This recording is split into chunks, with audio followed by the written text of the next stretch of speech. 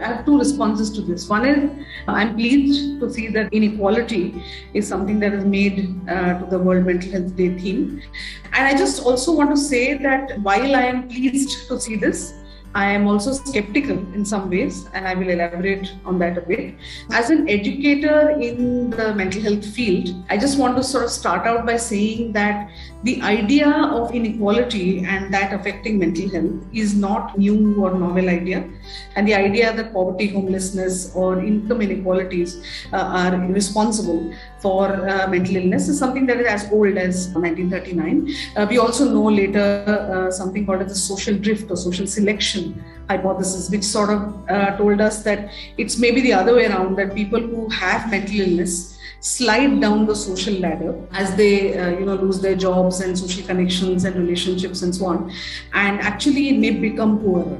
So you have social causation and then you have social drift hypothesis to tell us this connection between inequalities, particularly around income inequalities, but also social inequalities causing mental health problems. After that, there has been a lot of building on what is called as a social determinants approach to mental health. Groups like yours who are trying to advocate for community mental health and community participation through Atmiyata and such like projects. In many ways, you guys are trying to address or trying to emphasize the idea of social determinants, which is going beyond just economic or income inequalities and taking into consideration a range of social factors that can make people more vulnerable and therefore put them more at risk for mental illness. I also said, though, that I'm a little skeptical. And the reason I say that is because this is not as if we have just stumbled upon in the context of the pandemic or in any other social phenomena, and yet we don't seem to be paying attention to it in all these decades that have passed.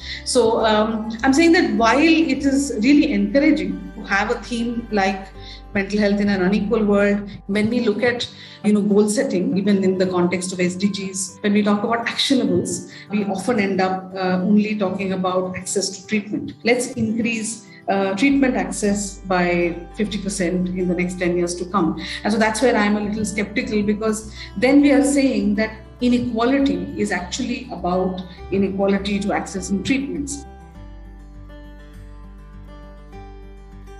I think in the Indian context, I'm going to take just two examples. One is that of the National Mental Health Policy first, 2014, and then the Mental Health Care Act, 2017. If we were to just look at these two instruments, legal instrument and policy instrument, I would say that they are both paying quite a bit of attention to the theme of unequal world and mental health. However, like I said earlier about skepticism of what does this actually translate into. Sometimes I think that if you just look at the Mental Health Care Act, and I'm just going to draw attention to one provision in the Act where the Act talks about the right of a person with a mental health condition to be able to access a range of services in your community at community level, halfway home, daycare centers, rehabilitation services, child mental health services, so on and so forth. Yeah.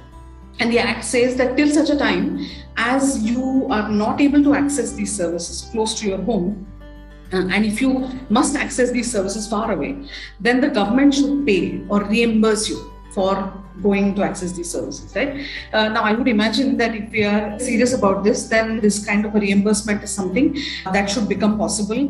We are already in 2021. This Act was passed in 2017. So I would imagine that at least some sort of funding allotment for being able to provide this kind of reimbursement is something that should by now be made, or the mechanisms by which this reimbursement is to be provided should be in place. And we know that the implementation of the Mental Health Care Act has not been what we would have imagined or would have wanted it to be. We know that there are still states which do not have state mental health authorities.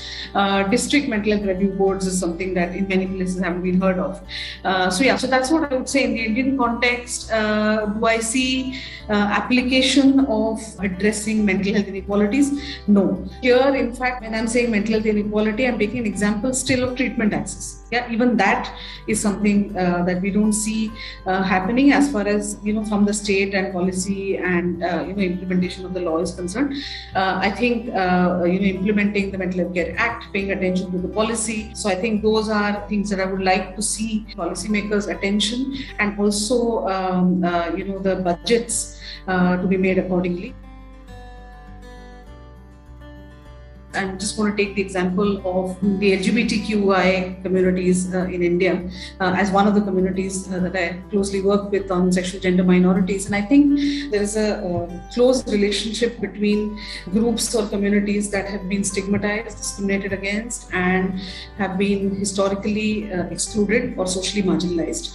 Again, I mean, research as well as, I mean, in some ways, I would say even common sense would tell us that when it comes to LGBT community, there is high levels of exclusion, stigma, discrimination. What research tells us is that children from the LGBT, queer, trans communities face far more amounts of bullying and violence in educational institutions, in schools, in their families, and often have very little remediation for this violence that they experience. They would experience also more violence in public spaces. We do know about police harassment and so on of queer and trans people. So I think as a mental health educator, I would say things that you teach is one of the ways in which you try and address inequalities. What you are doing in your classroom in terms of what you're teaching, what you're getting young people to think about as important issues, the kind of research you're doing and the kind of knowledge building that you're doing. So I think all of these are some of the ways in which I am trying to address some of the issues of inequality vis-a-vis gender sexuality, but a larger landscape of mental health as well.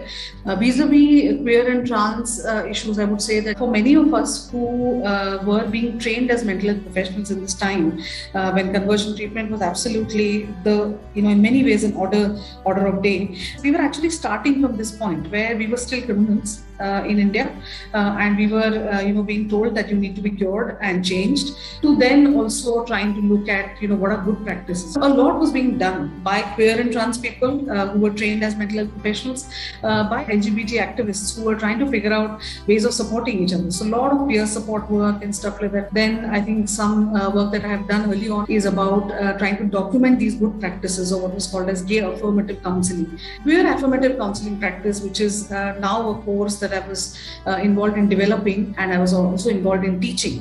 That is an example of which is trying to sort of create parallel curriculum that is addressing issues of LGBT persons, that is sort of trying to in some ways address, of course, the horrific histories that we have in mental health sciences of conversion treatments and pathologization and medicalization. But in many ways, it is trying to speak to the mental health sciences and trying to rescue some ideas from within therapy, within counseling, which can be also applied or differentially applied, or what we call as queered, in order to respond to queer and trans mental health issues.